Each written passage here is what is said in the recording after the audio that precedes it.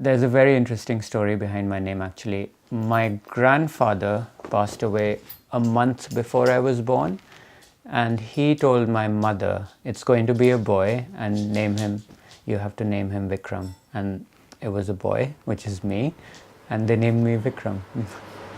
कब थोड़ी रहेंगे विक्रम ज़्यादा ही रहेंगे थोड़ा ना दो एक में हाँ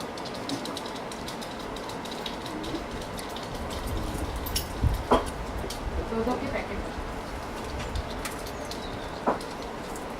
Every time we went on family holidays, and they were mainly day trips into to see the Taj Mahal or to see the Red Fort in New Delhi or the Lotus Temple.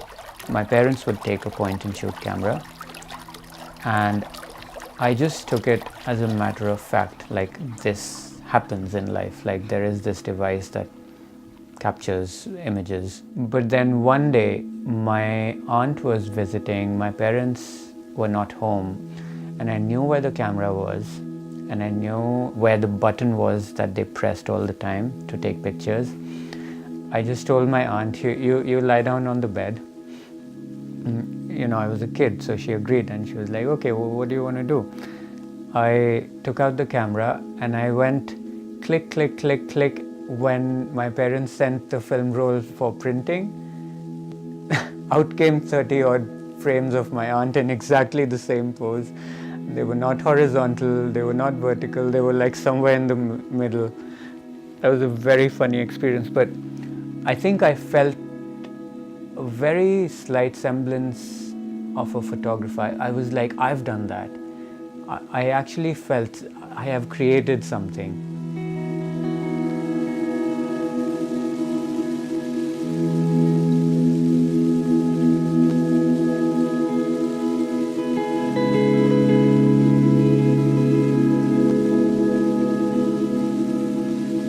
I think art is an expression of creativity and of the self.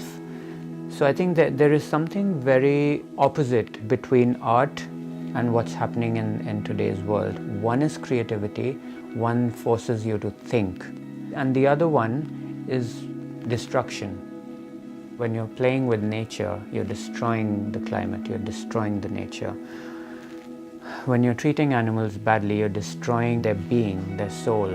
So I think art and all these issues that are going on in this world, they are on the complete extreme ends of the spectrum. One is creativity, one is destruction, and if you look up the dictionary, these two are opposites of each other. So for me, the most important thing is for people to have an artistic side. I think that is the most important thing for me, and it can be, you can express whatever you want. It doesn't have to be that you're directly dealing with those political or social or environmental issues through your art. No. I think if you have an artistic side, the destructive side goes down.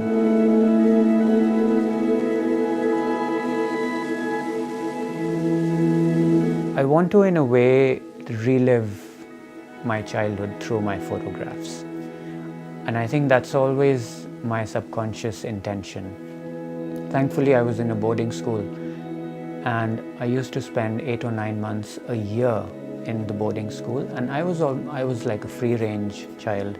I didn't have teachers running around me all the time. I didn't have my parents running around me all the time. So I had this really freedom of mind and space and body to explore the world in my own way, and I owe a lot of my artistic side of my being to that time, to that free-range time.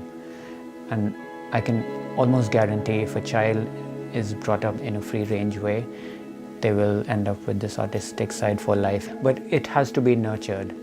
It can't be shut down. Parents, teachers, or whoever the adults are around the child, they have to give that mental space to the child. Yeah.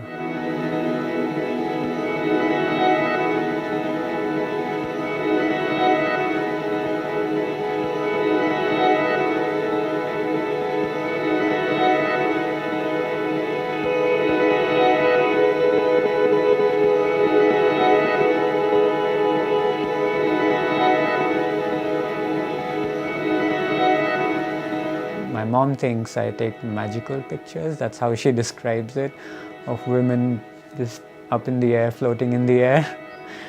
She doesn't like it so much. She wants me to take pictures, beautiful pictures of flowers. Yeah, but I owe everything I am to them.